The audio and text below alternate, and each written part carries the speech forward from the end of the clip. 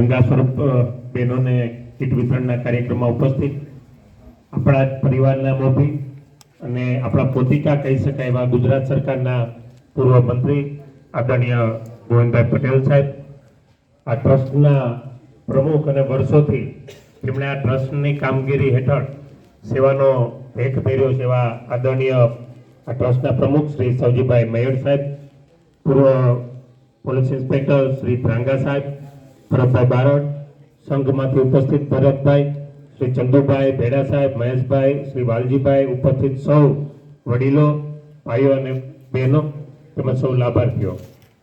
જન કલ્યાણ નામમાં જેમનો અર્થ છે, લોકહિત માટે, લોકોના કલ્યાણ માટે આજથી 23 વર્ષ પહેલા એક બીજ તરીકે એમની સ્થાપના કરી અને આજે આ ટ્રસ્ટ વટવૃક્ષ બન્યું છે.